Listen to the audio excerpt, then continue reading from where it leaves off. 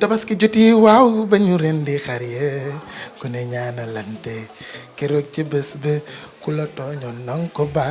asalaamaaleykum mbokk yeeg ami internet yu Dakar Buzz maa ngi leen di baalu àq bu baax a baax et de par ma voix Dakar Buzz et toute l'équipe ñi ngi baalu àq képp kuy suñu internet amaana un jour mos nañu def lu leen metti muy man muy équipe bi ak ci bépp doomu aadama ñi ngi leen di baalu àq aujourd'hui c'est la fête de la tabaski aujourd'hui les sacrifices gars yi dinañ ko def aujourd'hui ku nekk di nga sañse mais aujourd'hui di nga gis lakk yeeg lépp xeetu neex-neexi mais on va essayer de voir les célébrités naka la ñuy féetee fête bi tey damay ñëw jël si kenn ci biir këram ñu am seeti keneen et c'est une grande famille griotte une grande famille vraiment remarquée dans la musique sénégalaise mesdames et messieurs amis chers internautes Big Taf tey dafay ñaani ndéwénal ànd ak benn star boobu dañ koy jëli ñu dem seeti beneen star bu boobaa di ngeen xam qu'est-ce que ça donne exactement ñu dem aujourd'hui c'est la tabaski après avoir tué le mouton aujourd'hui on va fêter notre grande fête et di wax nañu ñëpp baal nañu ñëpp ak ki may seet si nag naanaan la ki may seet si gentleman la il est devenu maintenant un monsieur parce que cette fois-ci dafa nekk koo xam ne yàlla daf ko may soxna kilifa la parce que kilifa yombul kilifa la léegi kilifa yombul ma fekk ko tey ci këram mais baal ma ak mais alaaji naka jàmm alaaji nooyaloo ko de. non bàyyi sa caaxaan yi. mais nooyaloo ko waaw xaaral maa ngi lay rappeler léegi dégg nga waaw mais Big Taf. mais alaaji nooyaloo ko de. mais maa ngi lay ziar ñu de lañu def ci. mais xam nga toog tey nouveau marié yi fi mu toll nii dañuy defanteeg célibataire yi quoi. mais noonu la nag noonu la waaw. toogal ñu waxtaan tuuti parce que tey dañuy ànd ak yow nga baalu ji àq il paraît. waaw c'est vrai tey nag dama la fekk sa kër papa sa papa nekk ku xam ne dafa nekk kuy représenté ci yow. amaana yaa ngi sa kër nekk sa famille mais dañu remarqué chaque fête daal yow ak lu sa kër rëy macha allah faaw nga ñëw ci paa bi lu waral lool. waaw d'abord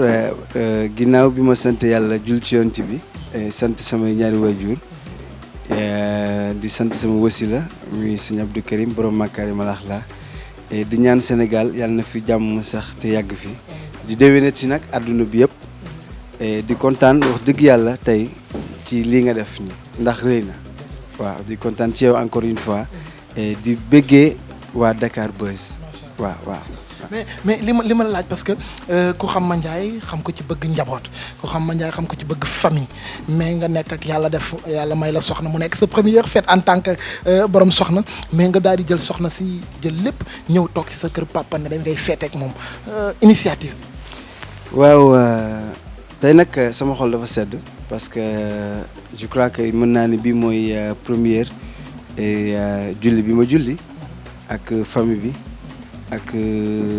samay rakk Bamba Mohamed ak sama papa Ousmane tey lii sama xol dafa sedd ndax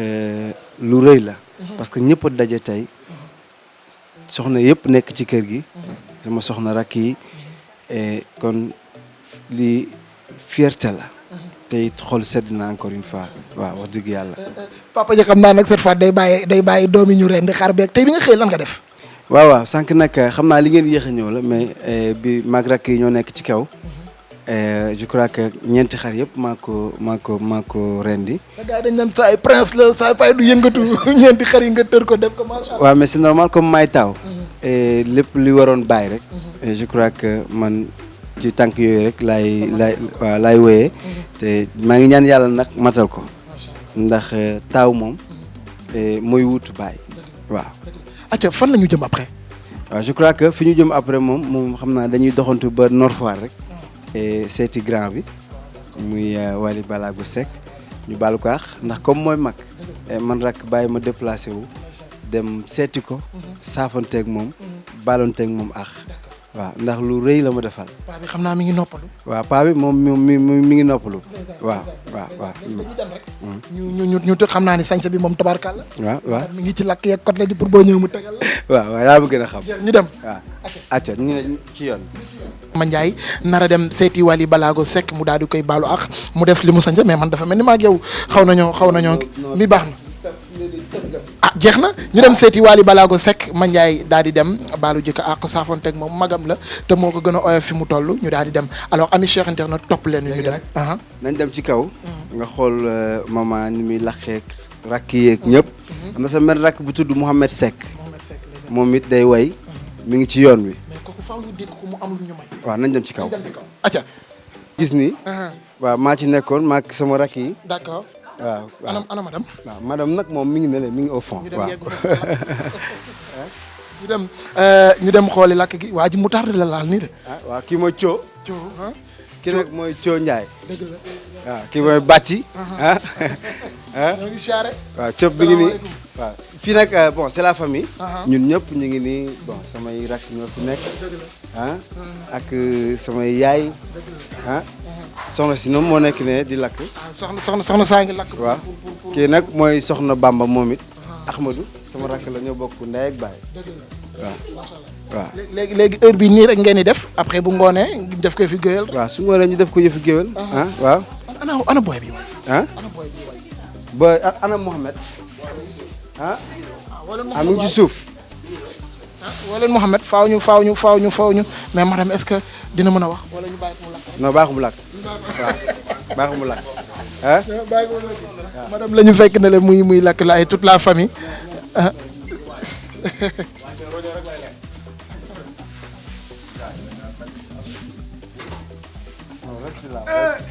res baa ngi ne. res bi coow. lii réunion la dafa baax ci góor. non res bi laa wax. mais ñama góor réunion la lekk rek xam naa li ma. nouveau marié. waaw nouveau marié. action la xam naa li ma wax. gars yi nee nañ dafa baax de.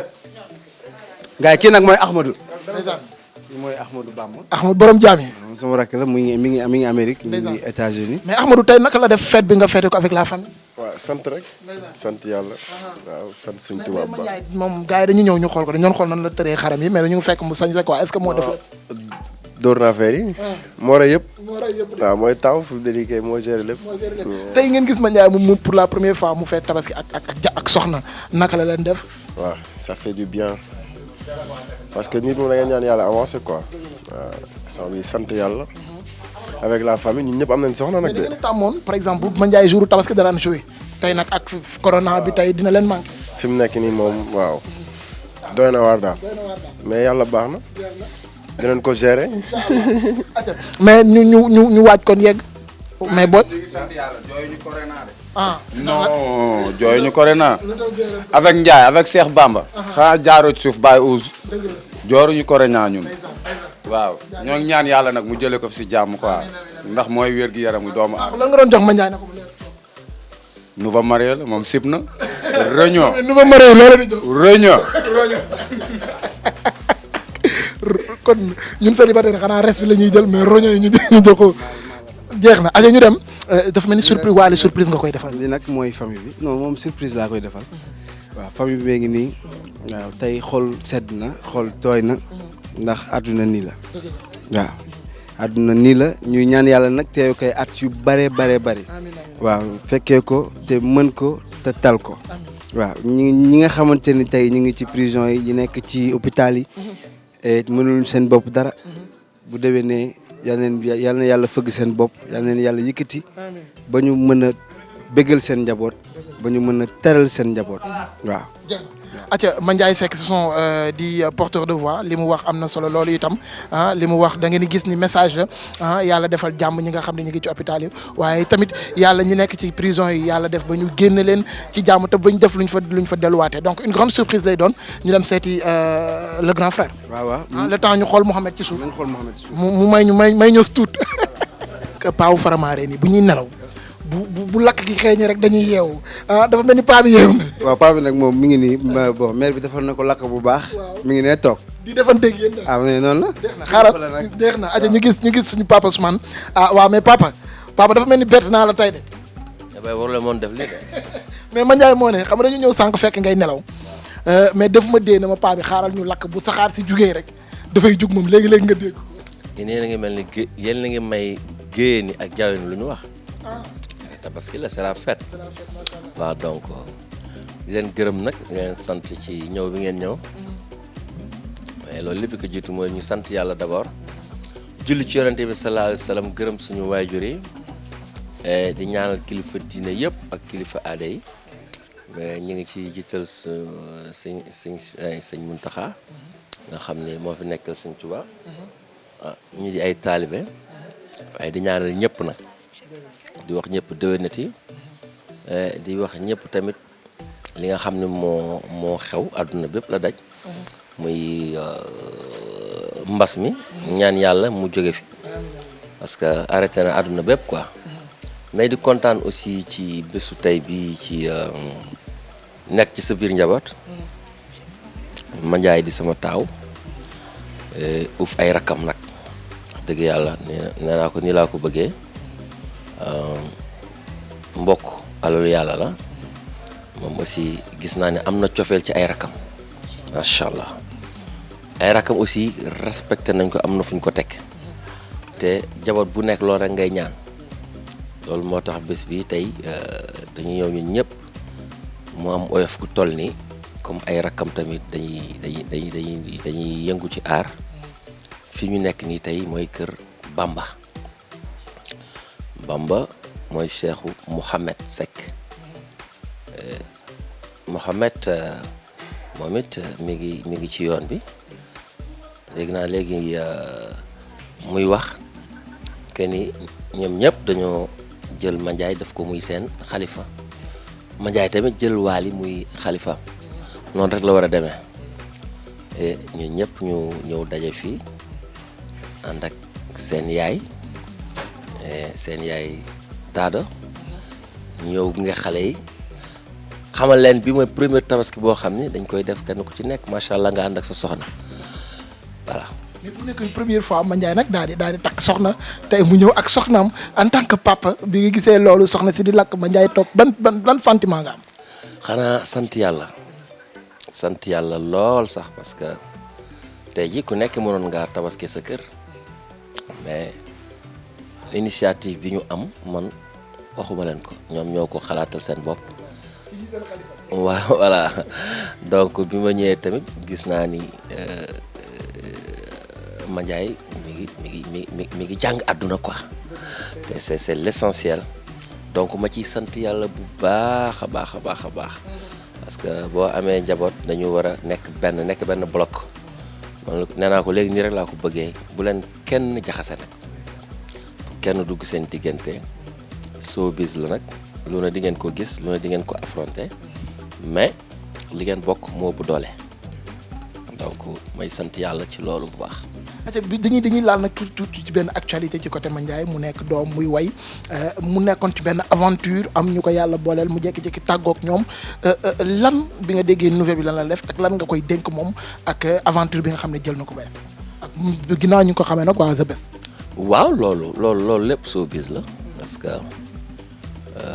Ousband la nekkoon bi mu nekkee Ousband def na fa ay premier pas. bi ma defee ay premier pas aussi The Best nekkoon na ouverture pour moom muy opportunité boo xam ni war na ko mën a exploiter te am na yeneen yu des yoo xam ne te mi ngi ci kanamam bon yooyu yëpp avec le temps fu mu ci dem daal na fa bàyyi empreinte te na rafetal parce que rafetal dafa baax ci lépp waaw parce que ëllëg day ñëw te kenn xamul lan lay indi du dëgg donc gis naa ne macha allah mi ngi déglu. mi ngi comprendre waaw donc alhamdulilah. sànq brosé nga ko foofu la ñuy tëjee Waly Seck nekk magam Mandiaye def ko xalifa mu yëkkati xar bu rëy def jox ko ba naa wareefam la sax nag waaye parfois nit xam na wareefam te defu ko donc bi nga yëgee loolu naka la def yow mi nga xam ne yaa leen bokk njaboote. loolu man bettu ma parce que ay at a ngi nii man mii Waly Seck sama xar toujours daf ma koy yónnee ren bi ma gisee mu jox rakkam. dama ni man sax bu ma joxul ren moom alhamdulilah parce que comme jox na Mandiaye mooy taaw bi mu ko defee ma rafetlu ko lool bi ma toogee ba mu yàgg ma nit ñu woo ma ni ma sax xare ngi ñëw ma ni neex na ba pare donc loolu moom it yàlla na dem bay moom it di jël xar di ko yóbbul magam waaw am na xol bi am na yéene ci incha allah te yaakaar naa ni. bu ñu ñaanee suñu borom teranga boobu rek moo war a dox seen diggante. mu ñëw mu ne ñu damay bu ma gannaaw bi ma toogee ci sama papa pare faaw ma dem ziare ji ko baalu ko am. loolu dama koy rafetlu ndax ñun noonu rek la ñu dundee woon ak coon mi nga xam ne mooy suñu mag ndax ku la jiitu ci nekk bu lëndam dina la wax fooy toogee waaw ndeysaan waaw moo prince a ngoog xam ne dañuy wax rek moo prince dugg si man maa ko tuddee moo prince waaw. mais Mandiaye mais moo da ngay ñëw toog ni moo kaay tey ay faramaare rek ñoo may seet mais Mandiaye da ngay ñëwee nii moo ñëwee noonu ñu def la famille mais door ngeen paa bi de. waaw paa bi dañ ko bett quoi mais moo ñu gën a garaaw de. paa bi lañ gën a garaaw mais moo maa ngi lay nuyu nga def sa blanc tey ñu fekk la avec la famille te xalifa ak kilifa gi naka la def exactement gannaaw bi ñu la baalu àq ñu wax la tamit nga baalu àq internet yu Dakar Buzz ak waa Sénégal. waaw salaamaaleykum maa ngi lay siyaar di leen wax déwéniti Big Taf maa ngi baalu àq ñëpp waaw di leen baal te di ñaan yàlla ñu fekkee ko ay déwén yu bari incha allah waaw dama am contentement parce que li nga wax rek xalifa bi ak kilifa bi. yaa muy paa bi nga xam ne mooy sama référence mooy sama wéeruwaay waaye mooy sama coach waaw moom mooy sama coach. moom mooy entraîneur kii mooy capitaine. sama coach waaw mooy sama mag ji nga xam ne moom it ren rek wane na ni que ni gannaaw bàyyi moom waaw ndax def na loo xam ni fierté la ci ñun ay raqam waaw moo tëral suñuy xaru Bamba sama xar xam nga. même xaru paa bi sax moo ko tëral waaw moo ko tëral xam nga donc loolu wane na ni bu fi paa bi sax nekkul maa fi ne maay bàyyi waaw ndax sama papa dañuy wax toujours ne ñu fonk leen seen mag ñi jox leen cër seen mag ndax sa mag mooy sa kilifa gannaaw man moo fi ne suñu mag ñi dañ daan tooñ sax boo ñëwee ne ko paa xam nga. Mandiaye moo ma def lii quoi affaire noonu xam nga Mandiaye léegi lii mën na la jugal dem jégalu ko waaw du xool yow moom wax moo la tooñ yoon naan la yow rax jugal dem jégalu ko cherché wul sax à comprendre. tey ami cher internet révélation bi ñu def gannaaw sax mën nañ ko bañ a tuddee révélation waaye dafay fekk tey ñu daal di am lu ñu fësal dama ñëw ci kër Faramare ni fekk père mu toog mais père dama ko fekk ak yëfi géwél rek ñu fekk mag fekk rakk mais dama am lu ma fa ci weewu bay tey dañ ma ko dee. que li nga xam ne dafa nekk ci seen deret dafa wàccaat ci yow muy way da xam naa nag pour ñu découvrir fa gars yi découvrir ndoo ko parfois dañ daan gis papa moo daan ubbi mais tey dañuy commencé nii dañuy def rek par ordre décroissant nga ubbi gars yi aju soit ngeen aw jël benn wayu paa bi ñu waye ngeen waye ndoo ko soit nga am sa jël parce que ñoom ñu ànd ci yaay xool daal lu la neexee tey. waaw mais man moom maa gën a tuuti maa gën a féete ndaw waaw moom mooy suñu kilifa bàyyi mu ubbi rek après waaw mu teere ci ki gën a ndaw. papa ñu dem. man duma ubbi xam nga macha allah boo dee ubbi ba am ñu la ubbi waratoo ubbi. voilà man révélation moo may gënal daal Ama Ndiaye ñu xool. caabi teranga waaw waaw.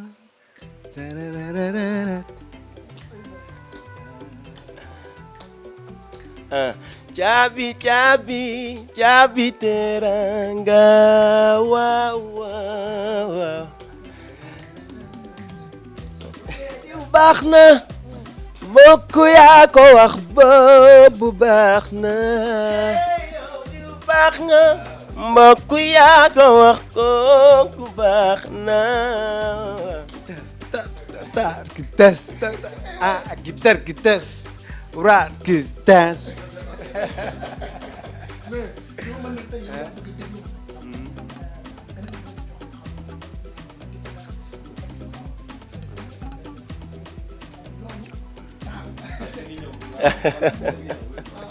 oui moom mi ngi ñëw incha allah ci loo xam ne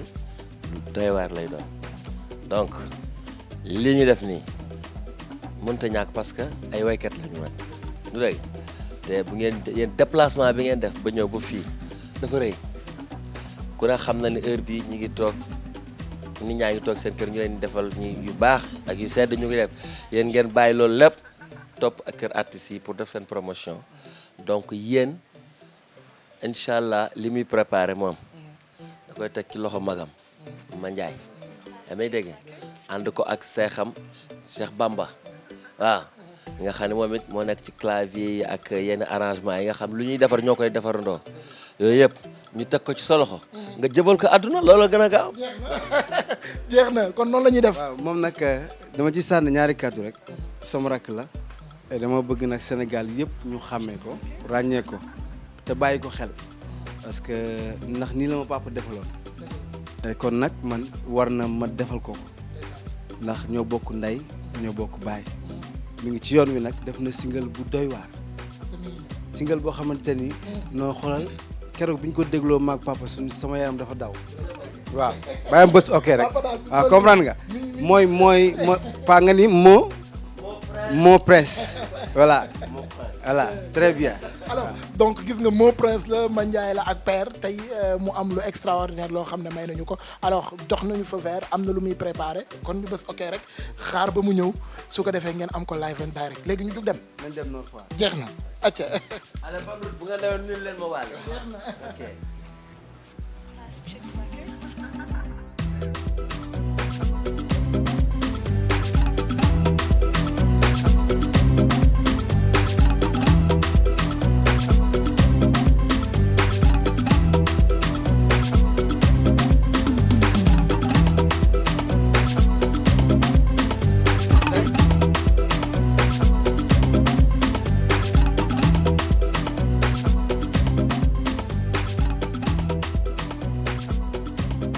gis ngeen tey ànd nañu dem jógee seen kër mu daal di ziare papam gannaaw foofu la tabaski tey nag ñi ngi ci benn kër boo xam ne seen kër la sax ndax ku gis Faramaren building cela veut tout dire tey kan la ñu seet. waa tey nag dama ñëw déplacé wu seeti sama grand frère muy Wally Ballago Seck ma ànd ak sama rak Mohamed Seck et je crois que suñu kër la ñu ñëw et mu doon grand bu ñàkk ki ñaan mooy comme moom la yàdd bi daal mooy li may wax à chaque fois et kon nag ñun ay rakam yoon la julli gi ñu ñëw saafonteeg moom baaloonteeg moom ak ndax grand bu ñàkk ki ñaan bu baax la du faaw mu corné bu ñu dugg rek ngeen corné ko def lu leen neex nuyoo aca ñu dem gis nga ñi ngi fii nga xam ne mooy buntu kër Wally Ballago Seck Wally Ballago Seck nag ay rakam ñoo ñëw tey di ko baalu ak ay rakam ñoo ñëw tey le jour de la tabaski daal di koy wax grand frère ñi ngi lay baalu ak ziyaare ko xool la famille madame Seck muy soxna Aïdara alors je suis avec Ma Ndiaye et son petit frère Bamba ñu daal di ñëw nag xool daal di ziyaare madame ñi ngi lay ziyaare ah madame mi ngi noonu ñu koy ziyaare bu baax a baax aca ñu dem aca met jaaja ñu dem Faramaren waaw waaw Faramaren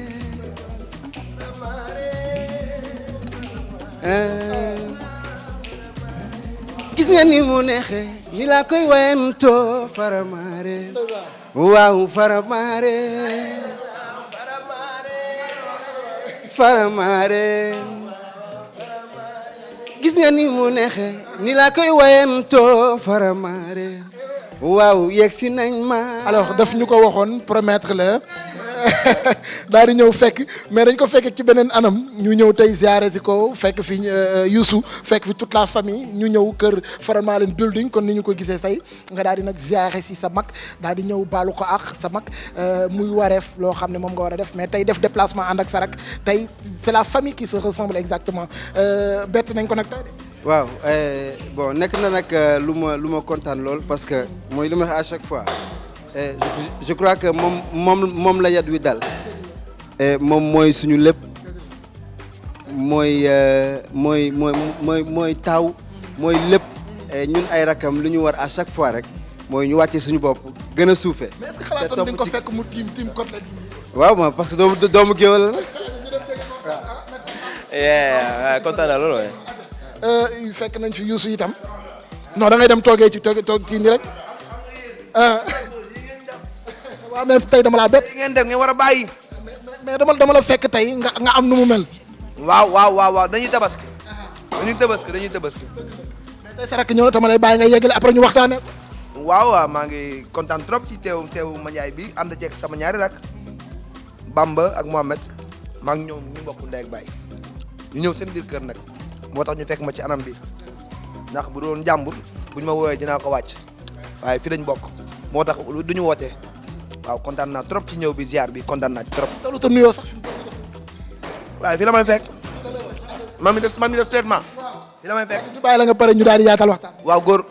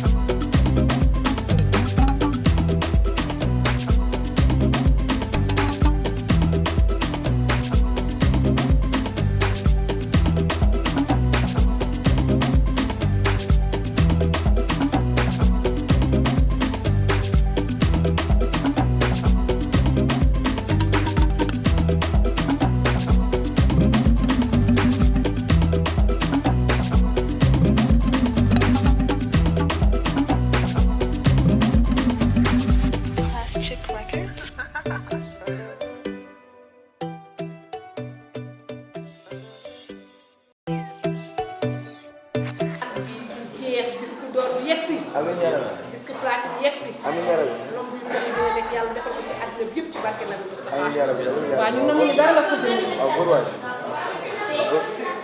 waaw Mohamed. Mohamed.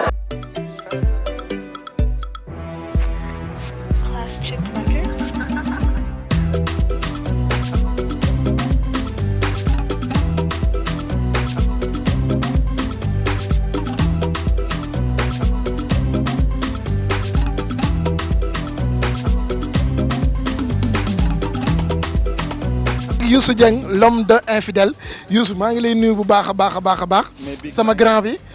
sama mag la l'homme de infidèle tey bu ma waxee loolu c'est parce que dafay yoon fi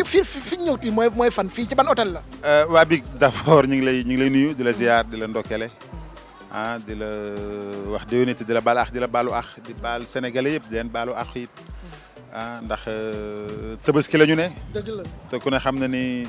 bis bu spécial la di fête boo xamante ni. digle yi mi ngi jóge ci suñu borom. kon matale ko rek. doy na sëkk ci.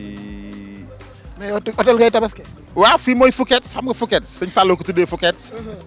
di Faramaren building. tubaarkàlla. mais Faramaren building c'est-à-dire entreprise la wala kër la lii lan la. waaw xam nga structure xam nga Faramaren structure la. waal yi ci liggéeyam tubaarkàlla dafa amoon yéene def benn bijou boo xamante ni day wane ne li muy liggéey yàqu ko. yàlla dogal loolu antu muy lenn rek lu mu tàmbali ñuy ñaan yàlla mu bañ fi yam. temps yi nag seen série bi jëm bëri coow bëri na ci muy infidèle waa Jamra ngi jug ñeneen ak ñeneen a ngi jug yow mi nga xam ne ci acteurs principaux yi nga bokk lan ngay sànni ci loolu. waa infidèle nag maa ngi wax sénégalais yi que ni ay alerte la. yu ne ci biir. série bi ay séquences yoo xamante ni c'est juste pour ne dama ni waaye boo mayee nopp xam nga ne loolu taxu ñoo jug. bëreet ngeen def waaw bëreet la ndax yéene xam nga bu njëkk avant lii ñu tiim nii di bëri dañ doon yéene. mooy dégg ndeer bu ñu tëgg. dégg nga ma naan déglu leen dig la jibati na. looloo yéene. bu njëkk dañ doon yéene waaye ba tey am na benn façon yéene boo xamante ne Ibou Guèye moom la jël mooy da nga naan dama ni bañ jox la nopp nga wax leneen. moo tax presque yenn séquences yi ñenn ñi da ngeen utiliser ay mots ngeen baal ma ay laal ak ay. voilà ay mots la yoo xamante ne et puis suñu langue moo ko ñaawal rek mais du dara lu extraordinaire suñu langue la ñu war a fexe xool nu ñuy def ba tëggaat ko tëggaat kàllaama bi. fexe ba wutaat ay baat yoo xamante ni dina dëpp mais suñu amuñu baat yu dëpp donc li nga xamante ni moom la ñu mën a def pour alerter nit ñi mooy ne rek ay baat yoo xamante ni seen cinéaste bi moo ko bind. producteur bi kii bind moo bind ñun dañuy jox texte rek nañu jàngaleen encore une fois ngeen bañ a sikkal acteurs yi. bañ leen a mere parce que acteurs yi ñoom li ñu leen wax loo rek la ñuy wax li ñu leen def loo rek la ñuy amaana du noonu la ñu mel. ñamewuñu ko. yow tamit sa jabar ñi mi ngi lay nga jox ko ration ngay bañ. waaw te waaw mais dafa fekk ni xam nga ci biir sëy loolu yëpp dafay jàngale. Ibou Guèye mi ngi bëgg jàngale ni ci biir sëy dinañ dem ba ñaar ñuy bëggante rey mbëggeel te duñ ko yëg xam nga gars yi ñi ngi rey mbëggeel ci biir sëy mooy que ne yaa ngi bokk ak sa jabar kër te vous voyez très rarement say doom duñ la gis sa jabar du la gis lu bëri du ngeen jegeyante du ngeen lëngante du ngeen raayante ci journée bi ba te loolu day rey mbëggeel sans même ngeen rendre ci compte loolu mooy li ma dal ci biir film bi damay dem ba sama jabar du ma am envie parce que je le vois pas beaucoup waaw léegi man pour man feebar la pour man ay saafara la effectivement. parfois ñu jiñ leen sax ngeen baal ma ñu ne ko du góor alors que xamuñ ne mbëggeel gi mooy. ñoo rey mbëggeel gi te yëguñu ko. loolu la ñu bëgg a jàngale donc gars yi déglu leen te ngeen tey te xam ana lan mooy ñëw après. faaw ñu toog waxtaan ci lu bëri parce que on doit parler de la culture. noonu la ñuy def comme tey Tabaski la. waaw ñu wàjji rek te Fouquet. Alors, mesdames, messieurs, internautes de Carbuzz, je pense qu'aujourd'hui, da ngeen di am plateau spécial Korité bu ñu décentralisé gis ngeen tey dañu xëy demoon ci Mandiaye Seck dem jëli ko mu nekk ak papaam passé ak moom le moment de la fête qui est vraiment exceptionnel il a profité de cette fête pour daal di koy passé ak famille am bi ñu paree ci loolu itam jël nañu rakam Bamba on a eu l'occasion aussi de parler avec Père Ousmane mais bi ñu paree ci loolu mu ñu jël benn initiative moom en personne ne dafay dem ziyaare ji kenn ci ay mbokkam bu ñu waxee loolu ñu ne ko fan lañu dem mu ne dañuy dem Nord Foire moom sax wax nañu ko mais surprise la ci ki nga xam ne moom la ñu seet si ñu ñëw ba ci buntu kër gis benn Faramarel building bu ñu waxee loolu automatiquement l'esprit day dem peut-être ci Wally ci Bambali ci Père Thione Mapenda Ousmane whatever bi ñu ñëwee nag mu doon surprise boo xam ne dama ko defal sa mag Wally Ballago Seck mu doon ziar boo xam ne dama ko defal sa mag Wally Ballago Seck peut-être wareef la waaye nit xam na wareefam te defu ko pourquoi l'idée de venir baalu ak ki nga xam ne mooy sa mag pourquoi l'idée de venir ziare ki nga xam ne mooy sa mag gannaaw bu ma la bàyyee nga nuyoog les internautes. waaw li ma la waxoon je crois que li ma la waxoon ci kër ga rek moom laa lay waxaat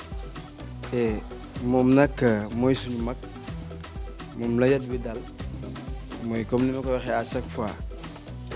mooy suñu mag ñun ay rakkam yëpp muy man di Bambali ñu topp ci ginnaawam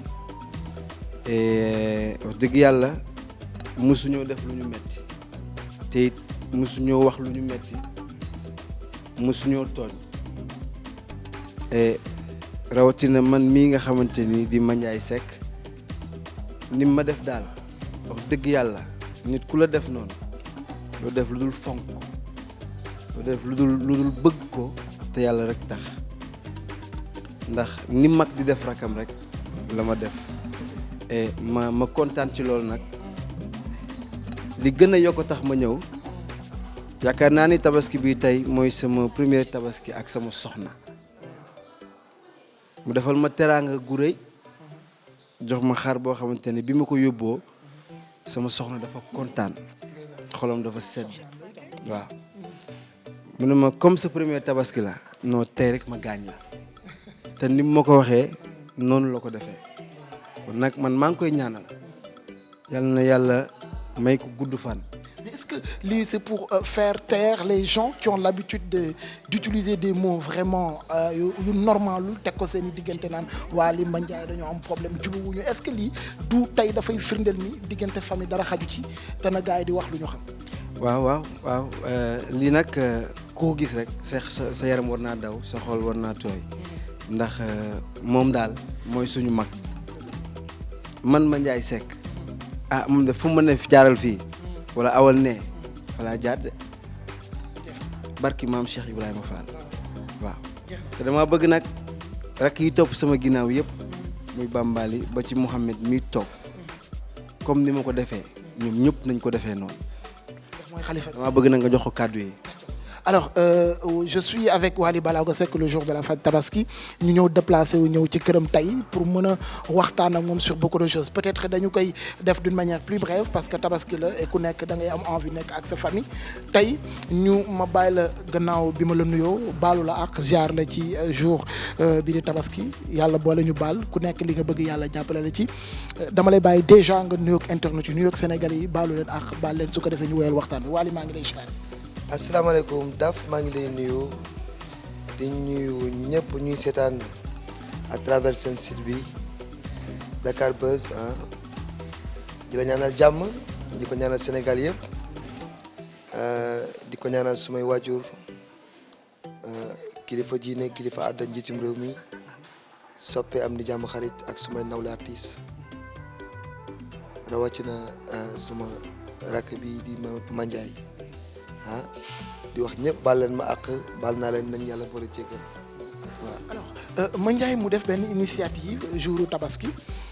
mu dem seeti nekk ci papaam Tabaski ba pare mu ne dafay ñëw ziare si la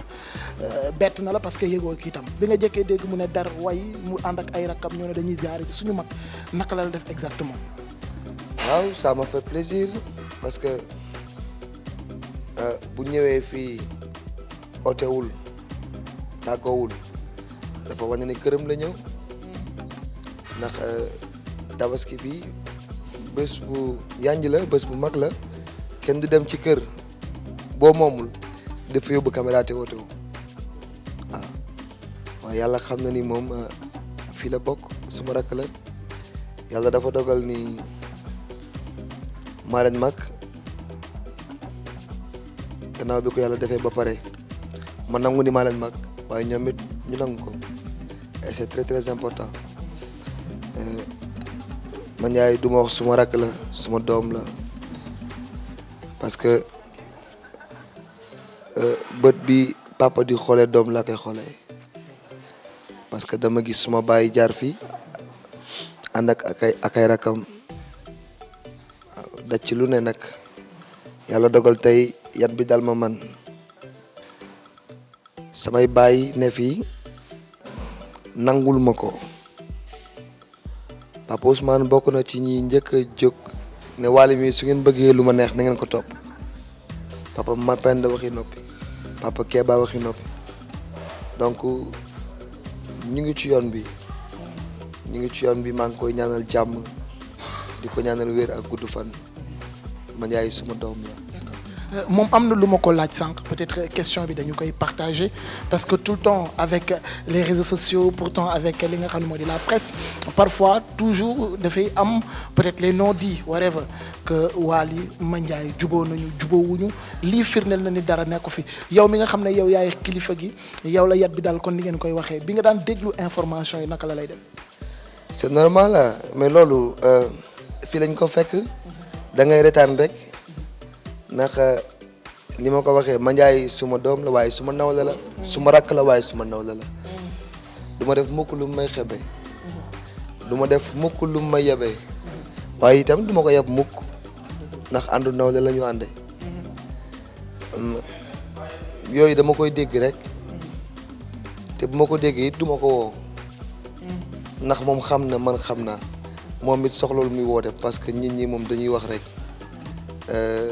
ragal naa kuy jël rakki jàmbur wala ko xamante bokku leen dara di ko wane ak a feeñal doo ko bañal sa rakk waaw ñoom xam nañ fi ma toll si ñoom donc yooyu moom xam nga le chien aboie la caravane passe. am beneen boo xam ne de wax na ko moom nga yëkkati xar bu rëy def ko loolu du ñu sori parce que sa wareef la mais nga def ko ci presque beaucoup des artistes yëkkati xar def ko jox leen ko média bi wax ci peut-être amaana du loo bëggoon parce que itam il faut accepter que koo xam ne homme public nga c'est tout à fait normal déjà initiative bi naka la jógee staff bi la wala yow en personne yaa jël décision bu ni mel. non du staff bi parce que. yàlla dogal na dama koy jël ci sama poos di ko def donc du staff bi waaye ñoom it suñ ko rafetlu woon duma ko xëy na bu ma koy def dama koy yemale si ñoom Mandiaye rek waaye ñoom ñu ko rafetlu lañ waaw Mandiaye soo gisee mu ne bi yoon dama ko ne dinaa la gaañ dugguleet maag moom ñu seq xaru tabaski déedéet sama doom la képp ku sant Seck ba su julli bu ne xanaa ma fàtte wala ma fatu ay kuy sama deret dinaa fexe suma teraanga dem ci yow bu ma ko mënee ba léegi maa ngi koy def waaye bi yoon dafa fekk mu nekk première tabaski maanaam tabaski bu njëkkam sax laay wax parce que bi yoon dafa fekk mu yor kër yor soxna yàlla dénk ko wërsëg boole ko wërsëgu jigéen muy soxnaam Marietou boole leen donc Mandiaye waratuñ ko xoolee Mandiaye Seck de bi non Mandiaye est devenu une personne beaucoup trop responsable parce que léegi bàyyam def fi ne mu war ko di dawal waajuram bu jigéen waaye tamit di dawal soxnaam ak askanu soxnaam boole ci ay rakkam donc Mandiaye léegi il est xale la dama koy xool sax dama koy yërëm waaw parce que mënoon na nekk xale aussi topp fugu jeunesse bi jabar du ma ne dafa naqari de waaye jabar ndimbal moo koy yor ndimbal ak ay mag jàpp ci ak muñ dëgg sëy dafa yàgg sëy du luy jeex donc bu mu amee xelu def ko rek dama ci fier commencement bi nag dina metti torop waaw waaye teel koo takk léegi ba ku la ciy bëgg la noonu teel koo takk léegi ba xam ni da nga war responsable lu mu guddi xam nga ni doomu jàmbur nga bàyyi kër ga c'est très bien dafay sauver artiste waaw. alors mu nekkoon ci benn aventure ak beneen label ñu koy wax waa The Best ñu jékki-jékki mu génn ci aventure boobu war a démarrer waat beneen nga nekk magam nekk kilifaam itam parce que nekk sa doom ko ni nga koy waxee boo ne ko awal fii fa lay teg tànkam bi nga déggee nouvelle bu ni mel ko jóge na The Best mi ngi ci beneen aventure naka la nga jàppee information ak lan nga ko conseil waaw xam nga nag The Best moom Mandiaye ma ko indiloon wax ma ci moom lu rafet man it ma déglu ko dénk ko ay kàddu yu rafet ñu tàqali ko maak ñoom nu yonte ci kàddu yu rafet donc tey maa ngi koy nuyu bu rafet di ko sargal di ko ñaanal carrière bu gudd ak xale yi nga xamante ni ñu ngi jaar ci loxoom yàlla sàmm leen aar leen taatal leen parce que tamit xale bu am jom la fexe na ba instauré boppam fexe na ba mi ngi dimbali xale yi waaye Mandiaye pour man bi muy dem The Best dafa dem pour xam ni mën na demal boppam xam ni mën na créer moo tax mu jaar fa yaa fusul maanaam su ko neexoon mu ne Coonay suma baay Ousmane mooy suma baay Wally mooy suma mag toog këram heure soirée jot mu ñëw jouer première partie ñibbi ñu fay ko cachet non man sama papa defuma noonu déggoo ma ne la sama première single ba fi may waxee yàlla xam na ni man maa ko def suma alal bopp suma ñàkk bopp kon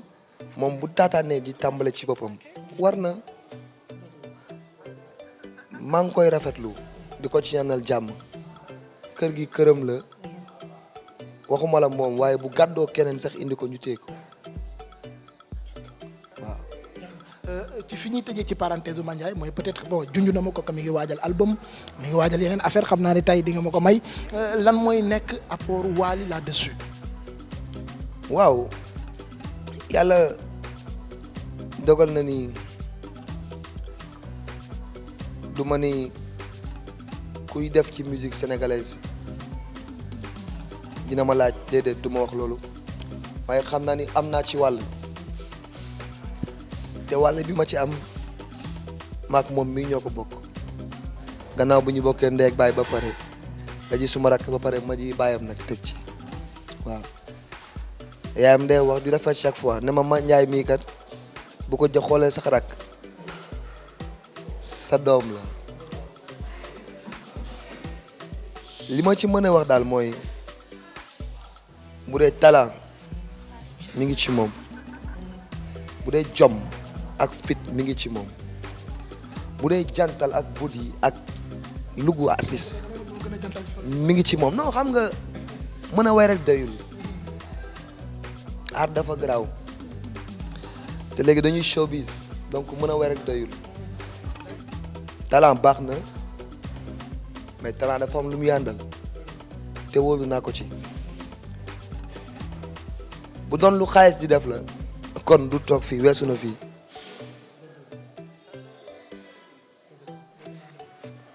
bu doon lu xaalis di def kon weesu na fii yoon la carrière la na ko jël petit à petit nank-nank entamé ko ba tey li ñëpp sénégalais yëpp di xaar ci moom ñu gis ko yàlla defal ko jàmm boole ko ki moromam tey bi ma ko gisee mu ànd ak Mouhamed ak Bamba ñuy ay rakkam fekk ma fii ci kër gi kontaan naa trop am naa ci contentement. dañuy tëj nag parenthèse u Mandiaye parce que on a assez parlé là-dessus et c'est ce qui est vraiment important dañu seetlu benn affaire par rapport ak Wally depuis bi ñu duggee ci feebar bi nga xam ne moo di coronavirus Wally dañuy jox ay opus Wally lay jékki-jékki benn mois jox ñu dara Youssou mën na confirmer li may wax joxaat beneen mois mu jox ñu dara mu nekk des clips ay sons yu ñuy reprendre pourquoi déjà initiative boobu noonu nga jël gannaaw bi nga defee son wu corona. waaw loolu c'était pour dimbali soppe yi ak ànd ak ñoom ci pandémie bi wétali leen parce que man samay studio yàlla dafa dogal fi may dugalee voix mook suma nekk ñoo taxaloo waaw man loolu du ma ko kafe kër gii nii tey boo wàccee ci suuf lii rek mooy salle des fêtes nii ñu toog fii di fi tabaske mais suuf bi yëpp studio la waaw kafuma ci réew ma ci waaw musique moom duma ko café duma ko caaxaane parce que li ma wax rek may na ma doole. après corona bi ñu bëri ngi xaar Mandiaye joué Wally joué Bambali joué keneen ak joué jusqu'à présent le gouvernement son excellence monsieur Macky Sall amagul décision bu mu jël là-dessus par rapport ak ñu reprendre les activités culturelles peut-être petit à petit lay doon est-ce que amul benn aspect négatif bu mu def à votre niveau am na certes mais est-ce que ni mu leen waroon a tënkee gisoo ni tënkee na leen. waaw mais ku ne xam na ni corona tënk na ñëpp corona kor na ñëpp waaw moom te li ma ci metti corona dalay kor ele mu daan la du ko def doo daan du la daan dalay téye rek kor rek rokkos la kor rokkos maanaam gaa ñi sonn nañu waaye nguur teguñu ko doomu aadama teguñu ko man ci sama xam-xam bu gàtt suñu borom moo ko dogal alors ci suñu borom nag ci li muy dogal dañuy mën a nangu ndogal te xam ni nettali ma maw pandémie bi moo gën ñu naan moom kat fii la ko fekkoon ci pandémie bi waaw te yàlla dogal na ñu ngi lekk ñu ngi naan am nañ wér-gu-yaram li may wax rek li waykat bi wax ne jàmm bu ne boo xëyee war nga sant yàlla mu ne bul xool yow ki la tane xoolal bu baax ki nga tane jamono dafa metti bu ñu waxante dëgg rek kanam la jëm borom diplôme yi ñu ngi taxawalu ñi daan saraxe ñu ngi sakkanal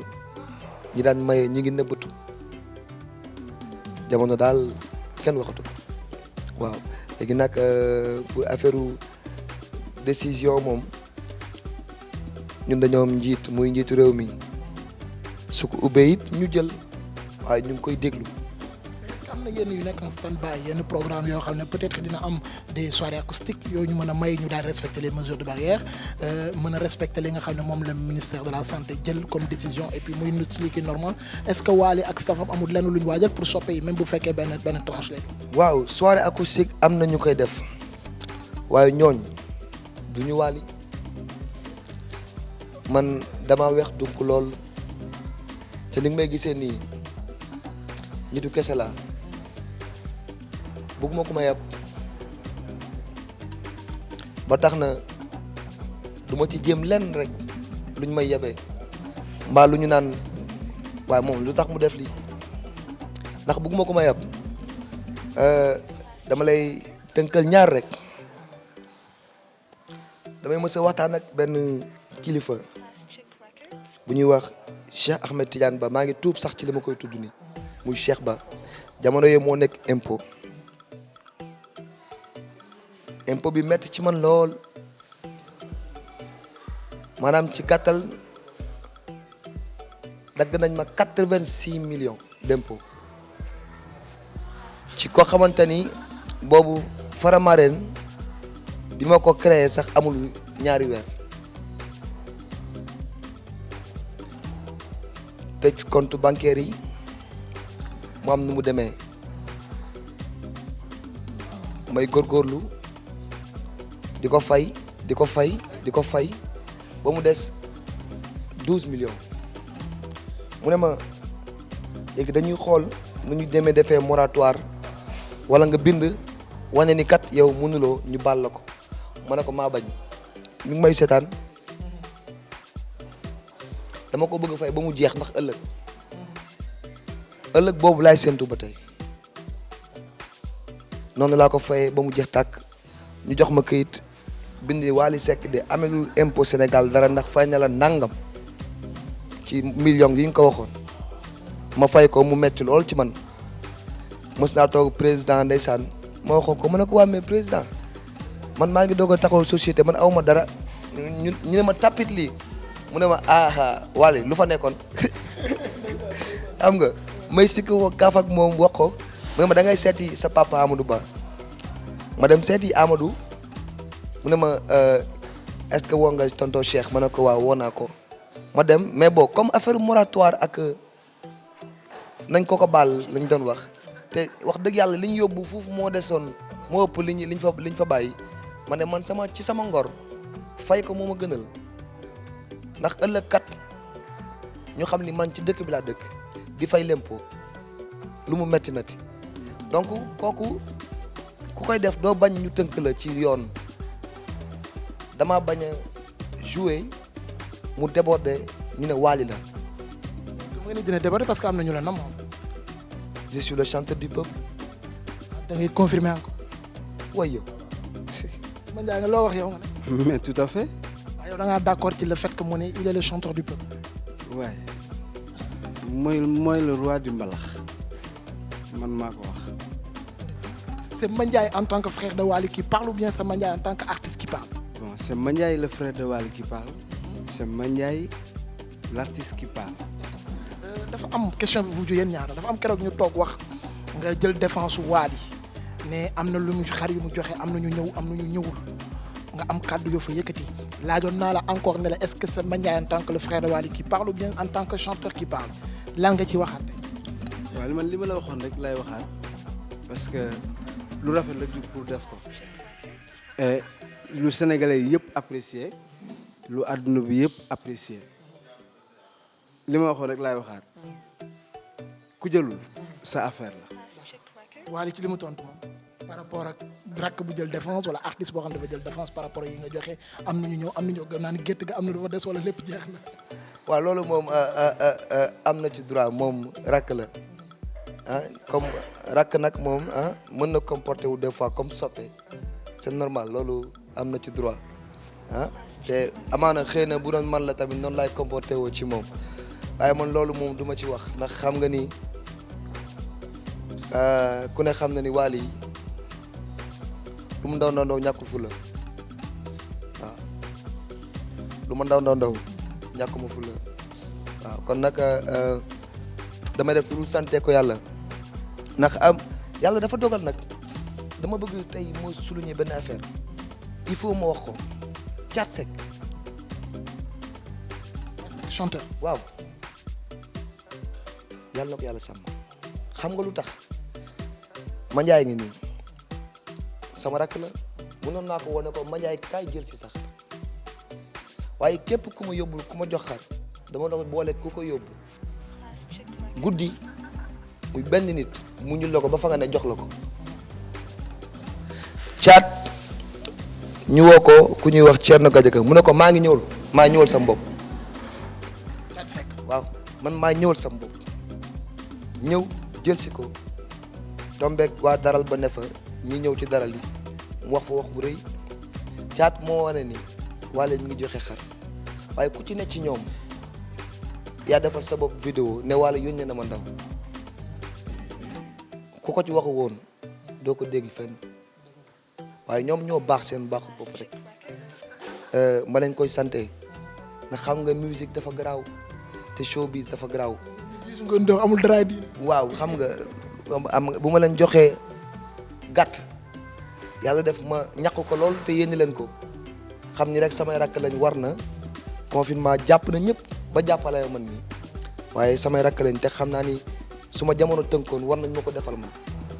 wala yàlla na yéex nanu ma ko yàlla xëy na bu ma fi nekkatu woon sax war nañ ko mën def sama ginnaaw donc dama ko def ak fierté loo def ak fierté nag ak yàlla rek tax jarul muy ni polémique yàlla na yàlla defal ñëpp jàmm. ñuy xaar benn morceau boo xam ne day am yéen doom yi ba ci boy bi commencé récemment le petit frère comment il s'appelle. Mohamed Seck. Wally Mohamed Mandiaye Bambali ak yeneen fa kañ la ñuy xaar benn opus boo xam ne yéen a koy def. waaw xam nga man instant bi jamono moo ñu tënk rek ak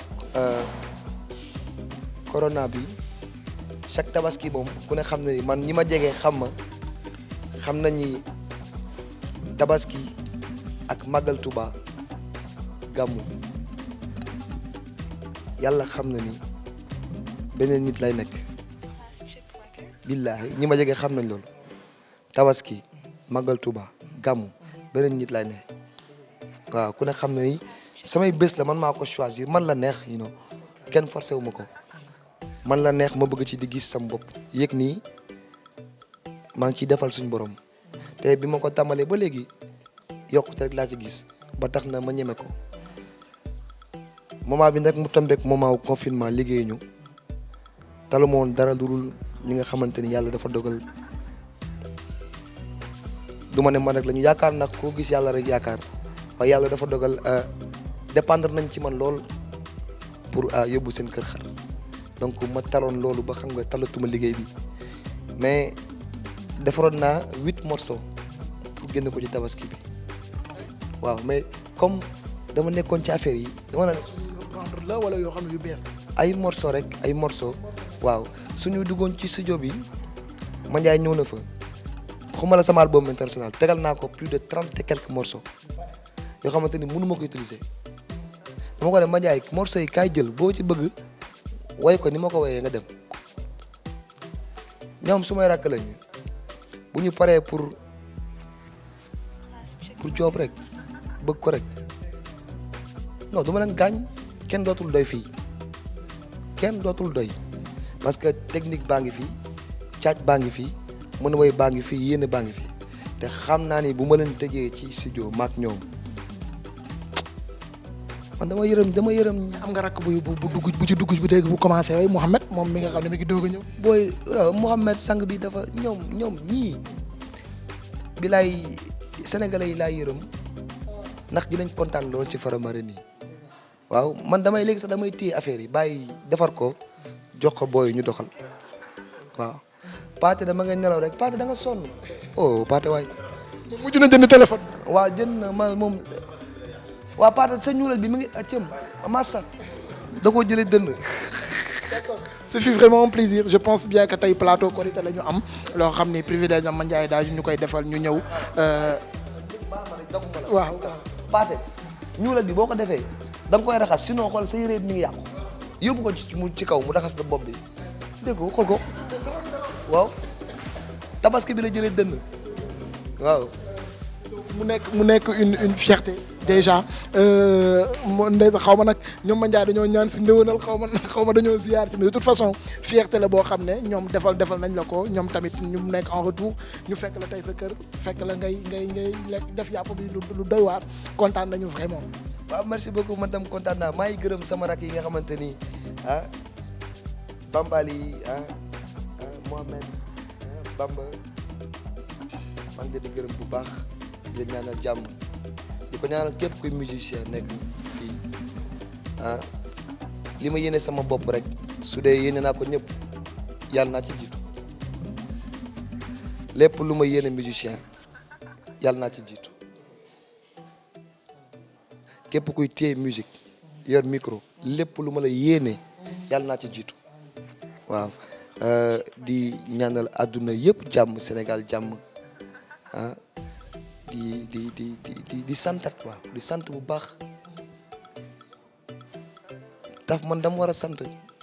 man dama war di sant bay pooj man sant rek laa war a def waaw parce que Faramareen gii man sosuma ko samay bàyyi ñoo fi ne daj lu ne ci musique gën ma cee sonn lool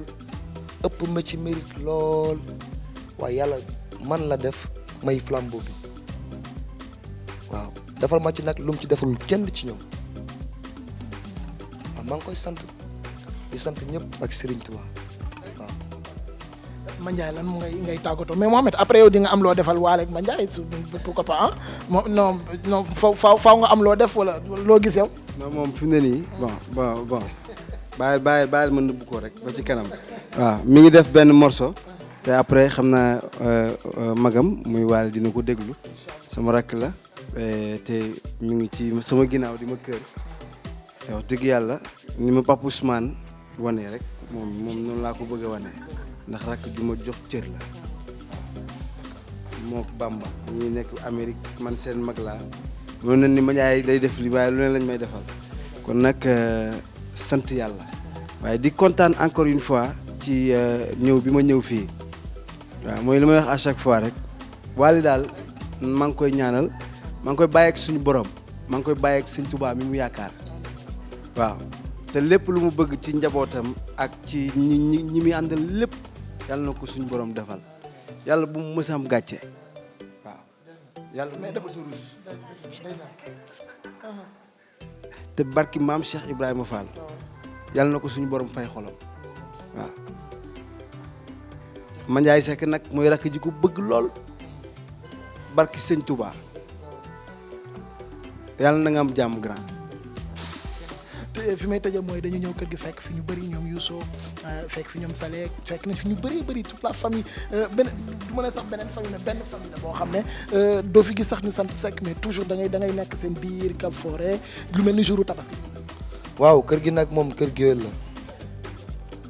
waaw li tax Tabaski bépp ñu ne ci suuf fii mun na naa toog sama kër ñu daal di rendi xar yi ma toog kër ga ma dem dressé table bi déedéet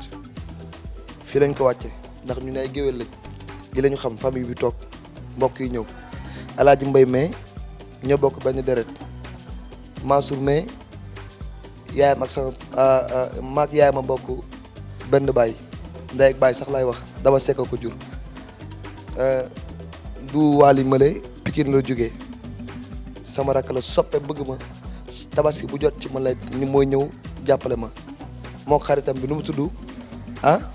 Taga waaw yàlla dogal Cheikh Ñaan mii sama guitariste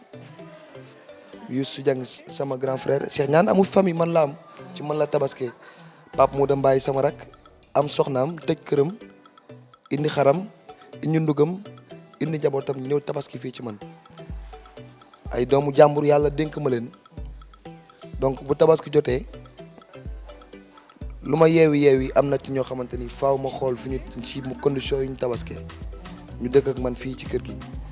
donc ñii rek la mën a demee amul papa maman et la bonne non man néew ma foofu waaw néew ma foofu parce que ñii ñooy xeex ci mbedd mi ñii ñooy sonn ñii ñooy werante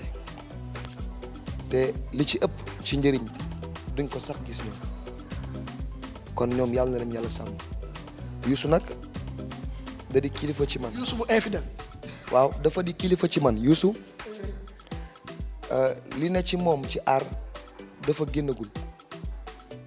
parce que gis naa benn bu ngeen di benn teaser buy mel ni bon je sais pas si c'est purement traditionnel ou pas mais su may nekk ak moom di def lu dul di ma yokk ak di ma diggal lu baax léeg-léeg sax ma mere ko ne ko Youssou yow da ngaa foog ne ni man damaa yor banque wala man damay for xaalis mu ne ma déedéet Lat Diop Dégène Mbaye diw xam naa nga ko gis woo ko dimbali ko billaay walaay talaay musuma ne sama papa musuma ne sama yaay musuma ne sama jabar musuma ne samay doom jàmbur rek waaye dimbalil diw Lat Diop Dégène Mbaye diw de gën nga ko dégg woo ko Orange Money ko bañ na ko ba dafa jël Orange Money ab def ko ci portable am pour ñi muy yónnee xaalis donc moom dafa rek moo ko fi indi ma koy gis nag sama wet dafa mel ni su ma nekkee ci kaw seen gestu gis Amady Badiane yàlla xam na ni léeg-léeg ma yëg ci kaw seen feebar du ma ko mën wax kenn mais su Amady yéegee day mel ni musuma feebar noonu la ma Youssou di def su ma toogee ak moom day dalal sama xel Youssou n'a pas besoin de moi man maa soxla Youssou waaw Youssou n'a pas besoin d'être avec Wally man maa soxla Youssou te bi ma ko soxlaa woon naa ko ne ko kay jàpp ci te ku mës a xam sama digganteeg moom ak ni may waxee ci mbooloo ak fu ma nekk ak gars yi ils comprennent que man maa soxla Youssou j'ai besoin de Youssou Dieng waaw c'est ça. Atia je pense que war nañu mën a tëj plateau parce que man plateau tabaski laa koy wax parce que on a eu largement le temps pour discuter mu nekkoon la famille Seck Mandiaye et ses petits frères ñëw seet soon Wally ñu fekk aussi toute la famille de Wally je vais dire toute la famille et puis ce qui est normal encore mu nekk jour tabaski ñëw nañ ziare si nañ waxtaan nañ ak moom je pense que moom itam kontaan na Mandiaye aussi kontaan na ak ay rakam fekk naa fi ñu bëri itam ce fut vraiment un plaisir mu nekk lu exceptionnel yéen internet yi lañ leen ko joxal mu nekk une première merci beaucoup à toutes et à tous merci beaucoup di baaluwaat ak ñëpp waaw. baal ma le dama am tey benn nouvelle boo xamante ni jàpp na képp kuy sénégalais ñu koy wax suñu papa El Hadj Gora Ngom mi nga xamante ni moom initié Khelcom Bache mooy borom Khelcom Bache muy góor gu xañ ndawam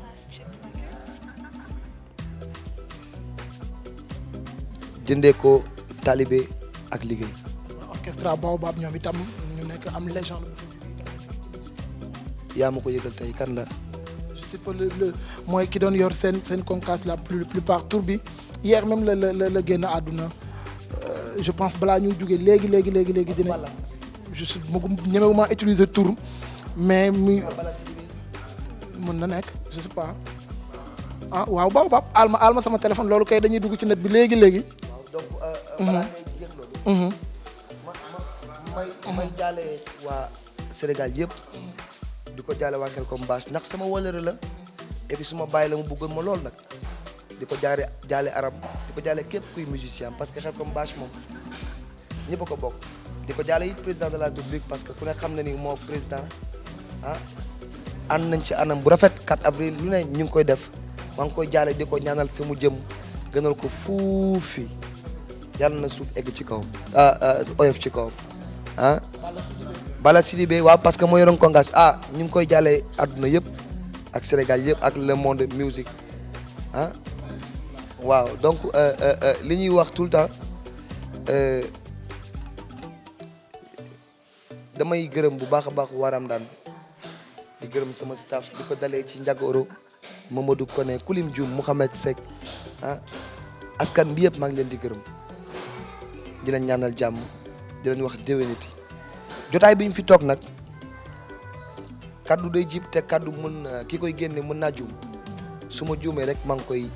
tuub Sénégal yëpp. porteur de voix la mu fàttali ñu tout le temps sensibiliser par rapport ak pandémie bi fi nekk gars yi bañ a bàyyi seen loxo exactement. waaw mais xam nga pandémie bi moom on est en train de vivre avec la preuve yaa ngi ñi toog sama wet kii toog fii solo ñu sax masque donc yàlla nañ ci yàlla musal ci mbooloo mu jullit yàlla moom ay bagaasam kenn xamul nu mu demee donc vraiment di leen wax rek comme li ñëpp di wax ndax fagaru moo gën faju waaye comme yàlla dafa dogal su ma waxee ñu dégg ma ah kon gars yi nañu gën a moytu rek ah ñu gën a moytu rek man moom nag xam nga moom doy na waar man damay ñooxu nit ñi rek yàlla na ma ci yàlla musal ci mboolem jullit waaw. Merci beaucoup et bonne fête à toutes et à tous. Ciao.